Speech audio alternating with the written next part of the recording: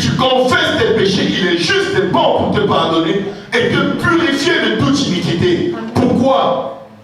Le sacrifice qui te donne la paix est tombé sur lui. Le châtiment qui te donne la paix, il a déjà été châtié pour l'erreur dans laquelle tu te retrouves aujourd'hui.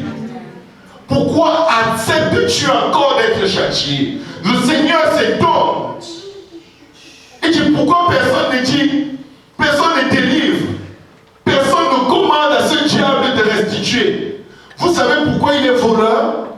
Parce que quand il vient prendre, il n'a pas le droit, il est en train de voler. Et pour te voler, il doit te mentir. Il doit te dire, tu me dois ceci parce que tu as fait cela. Dis-lui, je ne te dois rien. Amen. Je ne te dois rien. Le peuple de Dieu doit se lever et dire, je ne te dois rien, Satan. Amen. Il n'y a rien entre toi et moi. Amen. Parce que je suis caché en Jésus. Amen. Et s'il n'y avait rien de toi en Jésus, il n'y a rien de toi en moi. Amen. Tout le temps, on laisse l'ennemi se balader avec nous, nous traîner comme des balles de tennis. Et c'est parce qu'il nous a prêché un faux message. C'est Dieu qui te livre entre ses mains, qui te livre dans des cachots, qui t'expose à la possibilité d'être pillé, dépouillé. Mais Dieu dit, ne laisse pas faire. Parce que tu es mon fils. Tu as reçu tout pouvoir. Je vais vous dire, si le prince d'Angleterre commet n'importe quel crime, il y a la loi qui est là pour le condamner. Vous imaginez aller en prison? Vous imaginez quelqu'un rédiger une amende contre lui? Pourquoi? Il est le fils du roi. Il est le fils du roi. Il décide que le juge qui va même essayer d'étudier ce dossier, je le revoque de ses fonctions. Amen.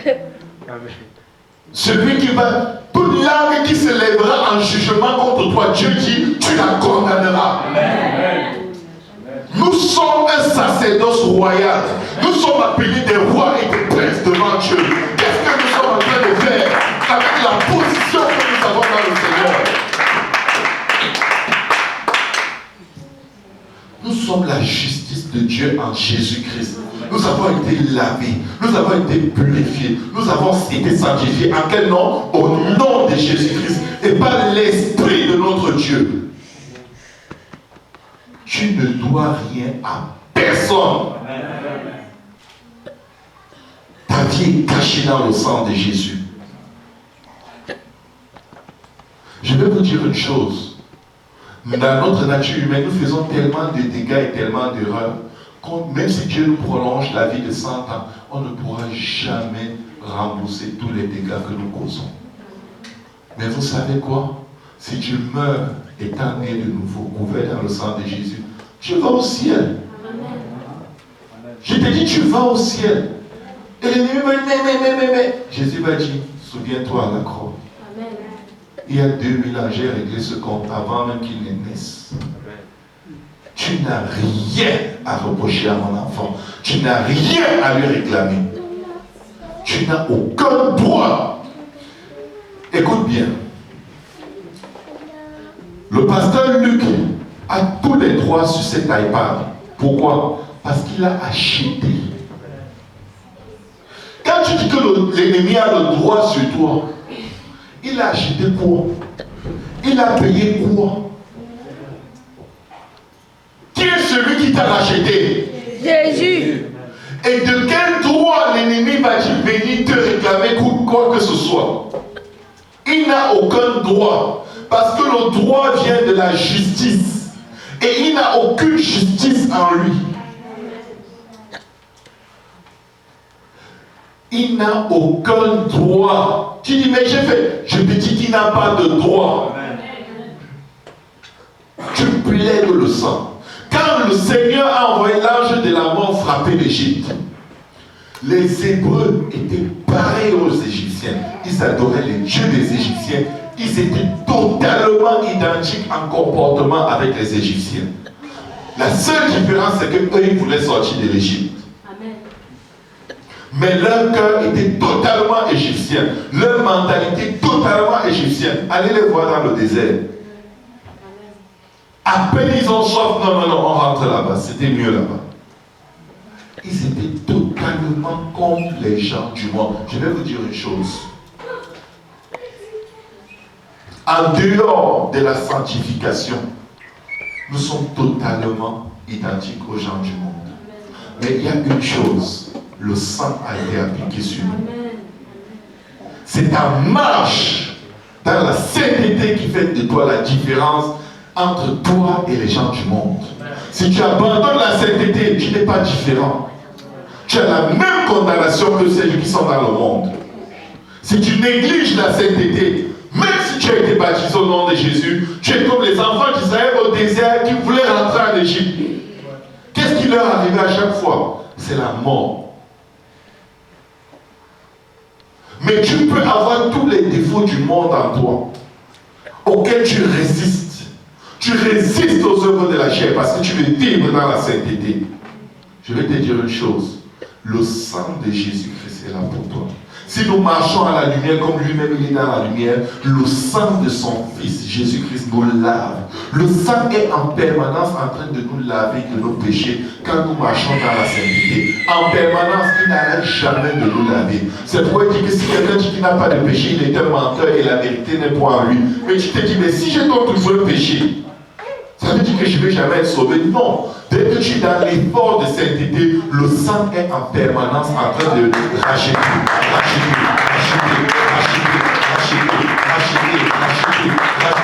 Quand tu marches à la lumière, il prend soin des péchés que tu connais et même de ceux que tu ne connais pas.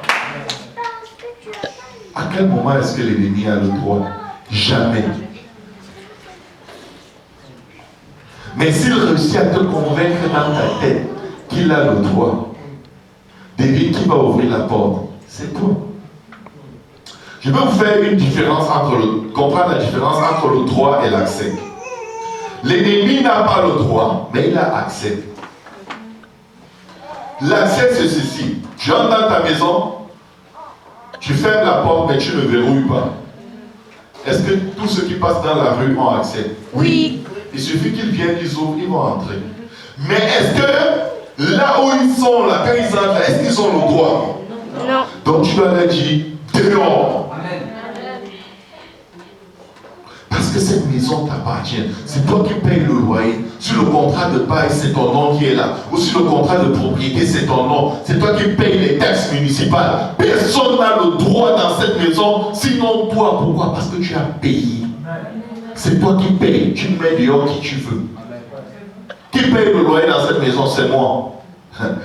Dehors tout le monde. Dehors tout le monde. C'est moi qui paye. Qui t'a racheté? Jésus. Qui t'a créé? Jésus. Qui t'a lavé? Jésus. Qui t'a purifié? Jésus. Qui t'a sanctifié? Jésus. Alors tu peux dire à Satan, tu restitues au nom de Jésus. Parce que tu es en train de me réclamer quelque chose qui ne t'appartient pas. Jésus m'a payé, Jésus m'a racheté, Jésus m'a lavé. Tu n'as aucun droit sur ma vie. Tu n'as aucun droit. Le châtiment qui me donne la paix est tombé sur lui. Et c'est par ces meurtrissures que je suis guéri. Il n'a pas le droit de te rendre malade. Il n'a pas le droit. Je te dis qu'il n'a pas le droit, il ne l'a pas. Le châtiment qui te donne la paix est tombé sur qui? Pas sur le diable, mais sur Jésus. Jésus t'a racheté. Et par ces meurtrissures, tu es guéri. Tu n'étais même pas encore né, que tu étais déjà guéri. Psaume 139. Qu'est-ce que la Bible nous dit? Psaume 139. Tu sais quand je m'assieds et quand je me lève. Tu pénètres de loin ma pensée. Tu sais quand je marche et quand je me couche. Tu pénètres toutes mes voies. Car la parole n'est pas encore sur ma langue, que déjà, ô Éternel, tu la connais entièrement. Tu m'entoures par derrière et par devant. Tu mets ta main sur moi. On va un peu poser à ce verset. La parole de Dieu te dit que Dieu est devant, derrière toi. Il est partout autour de toi. Parce que s'il laisse un seul espace, l'ennemi va vouloir te décimer. Certains gens disent, le diable m'a menacé dans un rêve, il dit que si je continue à prier, il va me détruire. Mais, donc il ne te détruit pas parce que tu ne pries pas. En fait, il est en train de t'intimider. Parce que s'il pouvait te détruire, il n'allait même plus te donner l'opportunité de choisir si tu veux prier ou pas. Parce que Dieu t'entoure en haut, en bas, devant, derrière, tout autour de toi. L'Éternel est une tour, le nom de l'Éternel est une tour forte. Le juste se réfugie en lui et il est sauvé. Tu m'entoures par derrière et par devant et tu mets ta main sur moi. Verset 6. Une science aussi merveilleuse est au-dessus de ma portée. Elle est trop élevée pour que je puisse la saisir. Verset 7. Où irai-je loin de ton esprit? Et où fuirai-je loin de ta face? Il n'y a aucun endroit où même si toi, tu veux te cacher, tu peux arriver et dire, Dieu ne me voit pas. Ça n'existe pas. À combien plus forte raison, quand tu passes à travers des moments extrêmement difficiles, si tu ne peux pas te cacher volontairement, quand tu fais ce qui n'est pas agréable à Dieu, penses-tu pouvoir te cacher quand Dieu veut venir à ton secours? Penses-tu que tu as un endroit où Dieu ignore où tu te trouves? Amen. Qu'est-ce qu'il dit au prochain verset? Si je monte aux cieux, tu y es. Si je me couche dans le séjour des morts, tu vois là. Même dans le séjour des morts. Si je prends les ailes de l'aurore et que j'aille habiter à l'extrémité de la mer, qu'est-ce qu'il dit? Là aussi, ta main me conduira et ta droite me saisira. Il n'y a aucun endroit sur la face de la terre où tu peux être et Dieu ne s'y trouve pas. Le prochain verset. Si je dis, au moins les ténèbres me couvriront, s'il vous plaît, il y en a qui vont faire des pratiques occultes, qui vont se confier dans des féticheurs, le vaudou, toutes sortes de pratiques occultes. Ils espèrent avoir la protection. Je dis, je te vois dans les ténèbres. Et même, la nuit devient lumière autour de lui, autour de toi. Amen. Amen. Même les ténèbres ne sont pas obscures pour toi. La nuit brille comme le jour et les ténèbres comme la lumière. Verset 13. C'est toi qui as formé mes reins, qui m'a tissé dans le sein de ma mère. Écoutez bien, frères et sœurs. Tes problèmes ne sont pas nouveaux devant Dieu. Il les connaissait avant que tu ne sois né. La suite, verset 14. Je te loue de ce que je suis une créature si merveilleuse. Souvent, des gens ont des problèmes à dire, oh, je ne suis pas beau, je ne suis pas belle. Tu ne connais pas le Dieu qui t'a créé. Tes œuvres sont admirables et mon âme le reconnaît bien. Verset 15. Mon corps n'était point caché devant toi lorsque j'ai été fait dans le lieu secret, tissé dans les profondeurs de la terre. Ta naissance n'est pas un accident. Tu n'es pas venu sur la face de la terre par accident pour passer ta vie à déprimer parce que telle chose ou telle autre ne va pas bien. Si tu es né de nouveau, si tu t'es repenti de tes péchés et que tu as été baptisé au nom